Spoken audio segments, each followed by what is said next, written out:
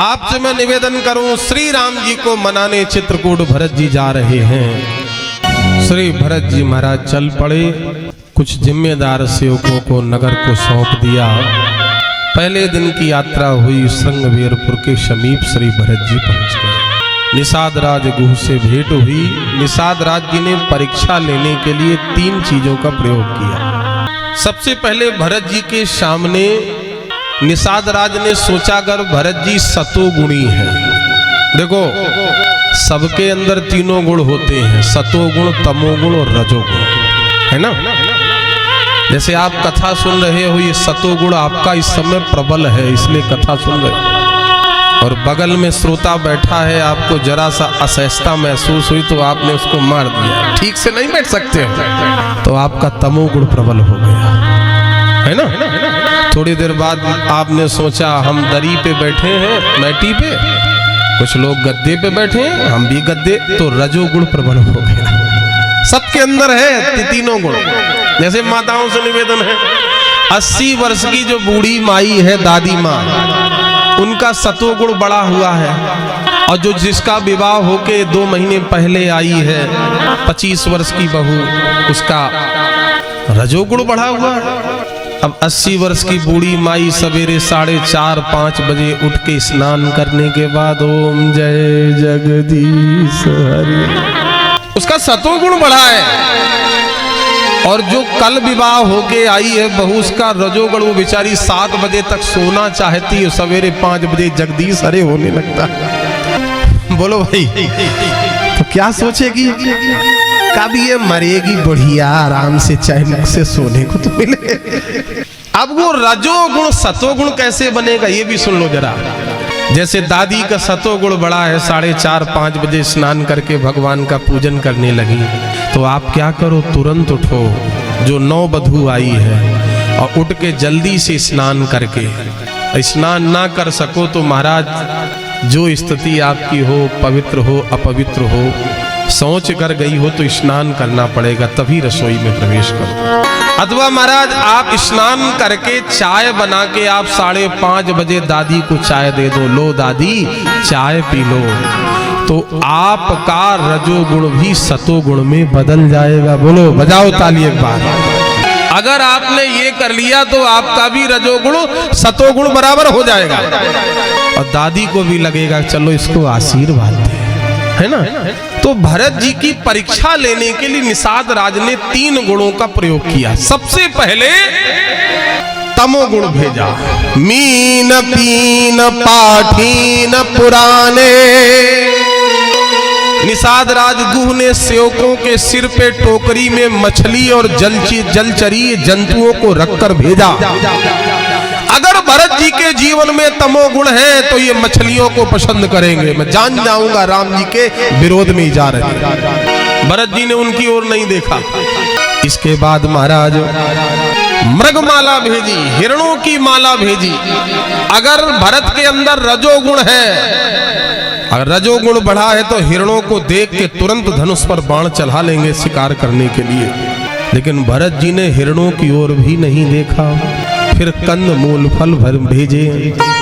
कंद अस कही भेटी सजोवन लागे, कंद मूल फल खग मृग मांगे, खग मृग मांगे। जब कंद मूल फलों को भेजा और भरत जी ने कंद मूल फलों को भी नहीं देखा, सतोगुण की ओर भी नहीं देखा, तो निषाद राज गुह ने माथा पकड़ लिया। न भरत ने मछलियों की ओर देखा अर्थात तमोगुण नहीं है, न हिरणों की ओर देखा अर्थात रजोगुण नहीं है, न कंदमूल फलों की ओर देखा अर्थात सतोगुण नहीं है। भरत तो 3 गुणों से ऊपर है, भरत 3 गुणों से परे है, गुणातीत है, इसलिए भरत तो साधु है। ये राम जी को मनाने जा रहे, राम जी से बैर करने नहीं जा रहे। निषाद राज से भेंट हुई, मेरे राम जी कहाँ सोए, उस शीशम के वृक्ष को भी दिखाया।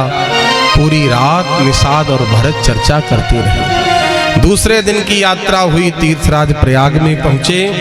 प्रयाग में भरत जी ने 4 प्रकार के धर्मों को छोड़ा है। फिर कभी समय मिलेगा तो हम बताएंगे। भरत जी ने 22 प्रकार के धर्मों को राम जी के लिए छोड़ा है। विशद चर्चा हो जाएगी। प्रयाग से आगे बढ़े, तीसरे दिन की यात्रा हुई और चौथे दिन श्री भरत जी को राम जी चित्रकूट में मिल गए। चित्रकूट की सभा जुड़ी। 4 दिन में 5 सभाएं हुई हैं और अंतिम सभा में श्री जनक जी वशिष्ठ जी ने भरत जी से कहा, भरत तुम अपने मन की बात राम जी से कहो। आज अगर तुम कह दोगे प्रभु अयोध्या लौट चलो, राम जी लौट जाएंगे। वशिष्ठ जी ने कहा, कहो राम जी, स्वीकार है। राम जी ने खड़े होकर कामदगिर पर्वत पर मंदाकिनी को साक्षी मान के कह दिया, मिथिला और अवध के गणमान्य लोगों के बीच में मैं कह रहा हूं, आज अगर मेरा भैया भरत मुझसे कह देगा प्रभु लौट चलो, मैं लौट जाऊं। वशिष्ठ जी ने कहा, भरत गेंद तुम्हारे पाले में है, मांगो राम जी से, कह दो प्रभु अयोध्या लौट चलो। भरत जी का गला भर आया।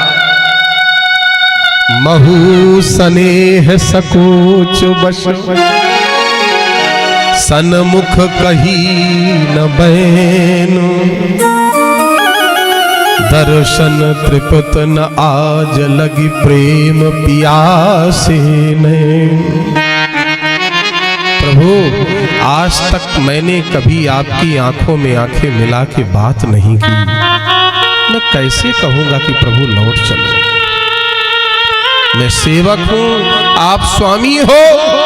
सेवक अगर स्वामी को संकोच में डाल दे तो सेवक का सेवा धर्म व्यर्थ है। प्रभु मुझे अवल आलम्ब दो। भगवान ने कहा, ठीक भरत जाओ, अयोध्या लौट जाओ। भगवान ने पादुका दी। भरत जी ने पादुकाओं को उठा के अपने शीश पर रख लिया। प्रभु मैं वचन दे रहा हूं, आपकी पादुका आपके पद पर रहेगी।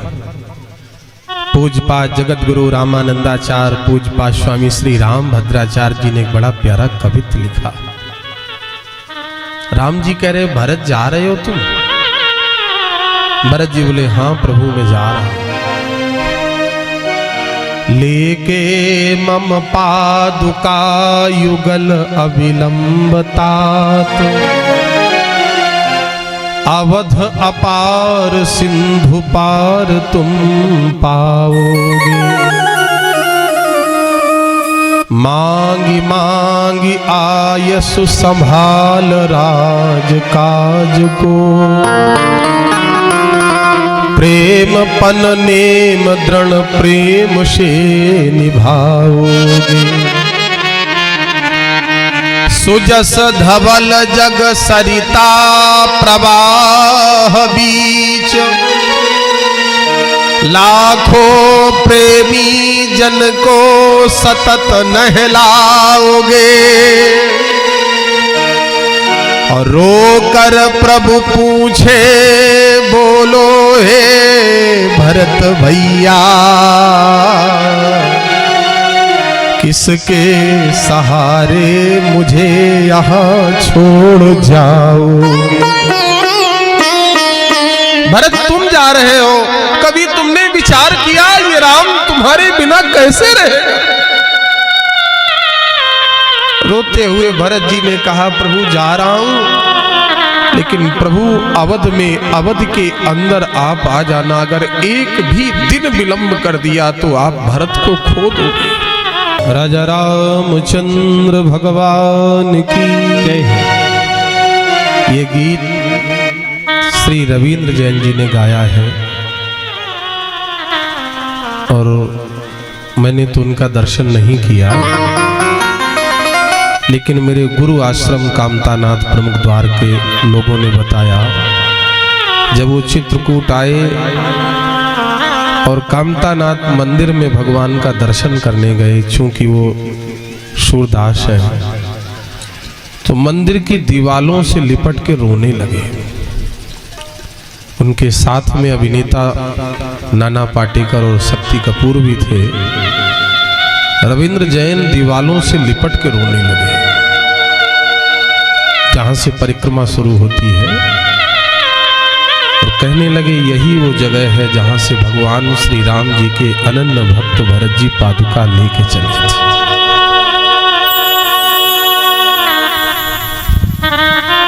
कितने गीत बनेंगे, लेकिन किसी व्यक्ति विशेष के द्वारा कोई भावपूर्ण गीत गाया जाता है तो काल जयी हो जाता है।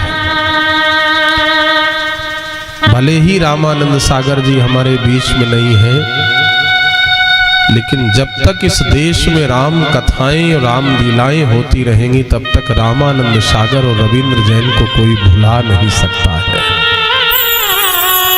और मैं तो मीडिया के लोग हों, उनके लोगों के माध्यम से भारत सरकार से ये निवेदन करूंगा कि इस देश के राजनेताओं को जब भारत रत्न मिलता है, उद्योगपतियों को भारत रत्न मिलता है, देश का सर्वोच्च सम्मान, तो जिन्होंने राम जी के चरित्र को जन जन तक पहुंचाया, उन रामानंद सागर जी को भी भारत रत्न पुरस्कार दिया जाएगा। ये मैं निवेदन करूंगा मीडिया के माध्यम से। जहां लोग हिंदी नहीं जानते थे वहां हिंदी पहुंच गई। श्री भरत जी पादुका लेके चले, राम जी बस निहारते रहे, भरत जी जा रहे हैं। जनक जी जानकी जी से मिलके चलने लगे, बेटी एक दिन तू मुझे छोड़ के गई थी, आज मैं तुझे छोड़ के जा रहा हूं। 4 दिन की यात्रा करके सई उतरी गोमती नहाए, चौथे दिवस अवधपुर आए। जनक रहे पुरवासर चारी, 4 दिन के बाद अयोध्या आए। जनक जी 4 दिन रहे, पादुकाओं को सिंहासन पर बिठाया। नित पूजत प्रभु पावरी, प्रीत न हृदय समात, मांग मांग आयश करहि राज काज बहु भांति। एक दिन गुरु जी के आश्रम नंदीग्राम में पहुंचे। गुरु जी अगर आपका आदेश हो तो आयस होई तो रहूं, सनेमा नियम संयम से रहूं। गुरु जी ने कहा जो तुम करोगे, जो तुम कहोगे, जो तुम सुनोगे वो धर्म नहीं, धर्म का सार होगा। समझब कहब करब तुम जोई, धर्म सार हुई है जग सोई। कुश की जड़ों पर घड़ों में पानी भर के पानी डाला, जल डाला। कुशा की जड़ें जब गीली हो गईं तो अपने हाथों से कुश को उखाड़ा। जब उन जड़ों के गड्ढे बन गए तो उन गड्ढों में भरत जी बैठ गए और भगवान का भजन करने लगे।